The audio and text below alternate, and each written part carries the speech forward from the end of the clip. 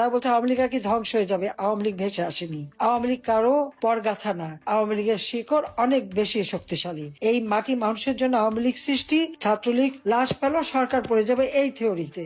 এই হত্যাকাণ্ড আমরা ঘটাইনি। খুনি ইনুসের বিচার করতে হবে। আমাদের হাজার হাজার মানুষ হত্যা করেছে, পুলিশ হত্যা করেছে, তার বিচার একদিন ইনশাল্লাহ হবে। তারা এই যে আবু সাইদ, মুগ্ধ থেকে শুরু করে যে কটা হত্যাকাণ্ড, আমি তো বলবো প্রত্যেকটা হত্যাকাণ্ড ইনুসের এই বাহিনীর করা, তার সন্ত্রাসী বাহিনীরা করেছে, লাশ পেল, সরকার পড়ে যাবে এই থিওরিতে।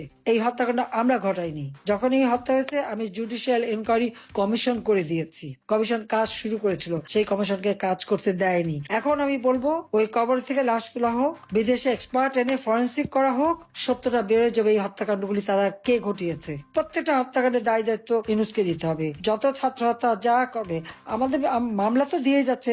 আমার তো 350 প্রায় 350 মতন আমার বিরুদ্ধে মামলা, অগণিত নেতা কর্মী সবার বিরুদ্ধে মামলা, এমনকি আমাদের ছেলে মেয়ে রেহানার বাচ্চারা কাউকে বাদ দিচ্ছে না, সবার বিরুদ্ধে মামলা দিয়ে যাচ্ছে। আর নিজের মামলা সব তুলে নিয়েছে। কিন্তু 8 মাসে ইনুস যা কামাই করে নিল আর যত ব্যবসা বাণিজ্য নিয়ে এলো, আর তার থাকার দরকার আছে বলে আমরা মনে করি না। এখন সে যত তাড়াতাড়ি যায়, বাংলাদেশের মানুষ হাত ছেড়ে বাঁচে, রেহাই পায়, বাংলাদেশের মানুষের শান্তি ফিরে আসে। তারা বলছে আওয়ামী লীগ আর কি ধ্বংস হয়ে যাবে, আওয়ামী লীগ ভেসে আসেনি। আওয়ামী লীগ কারো পরগাছা না, আওয়ামী লীগের শিকড় অনেক বেশি শক্তিশালী। এই মাটি মানুষের জন্য আওয়ামী লীগ সৃষ্টি, ছাত্রলীগ সেই 48 সালে ভাষা আন্দোলন থেকে যার সৃষ্টি, আর আওয়ামী লীগ 49 সালে এই দেশের স্বাধীনতা অর্জন থেকে শুরু করে অর্থনৈতিক উন্নয়ন, আজকে আমরা যে উন্নয়নশীল দেশের মর্যাদা পেয়েছি, এটা কিন্তু আওয়ামী লীগের আমলেই হয়েছে। কাজে আওয়ামী লীগ দেশের মানুষের জন্যই কাজ করেছে। কাজে আওয়ামী লীগকে এত মেরে ধরে শেষ করে দেবে, এটা হয় না। আওয়ামী লীগের যে যেখানে আছেন প্রত্যেকে এবং মুক্তিযোদ্ধারা সকলে যার যা কিছু আছে যেভাবে আছেন সেইভাবে সকলকে রুখে দাঁড়াতে হবে।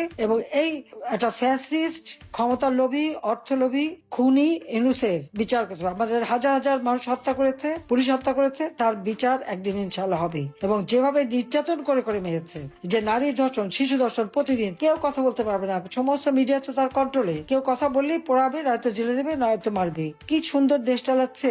কেউ কথা বলতে পারবে না, কথা বলার স্বাধীনতা নাই, মত প্রকাশের স্বাধীনতা নাই, নিরাপদে চলার সুযোগ নেই, শান্তিতে ঘরে ঘুমাবার সুযোগ নেই। যখন তখন বাড়িতে ঢুকে ডাকাতি, যখন তখন মারা, রাস্তার মধ্যে হেঁটে গেল সেখানে। এই অবস্থা থেকে পরিত্রাণ পেতে হলে যার যা কিছু আছে তাই নিয়ে প্রস্তুত হয়ে যে যেভাবে পারেন সেখানেই প্রতিরোধ গড়ে তোলেন, নইলে এই দুর্বৃত্তের হাত থেকে দেশকে মুক্ত করা যাবে না। বাংলাদেশ আমরা স্বাধীন করেছি মুক্তিযুদ্ধের চেতনা, বাংলাদেশ অসাম্প্রদায়িক চেতনার উন্নত সমৃদ্ধ বাংলাদেশ হিসেবে আমরা ইনশাল্লাহ গড়ে তুলবো। এটাই আমাদের পত্রিকা। সবাই ভালো থাকেন, সুস্থ থাকেন। খোদা হাফেজ। জয় বাংলা, জয় বঙ্গবন্ধু। বাংলাদেশ চিরজীবী হোক।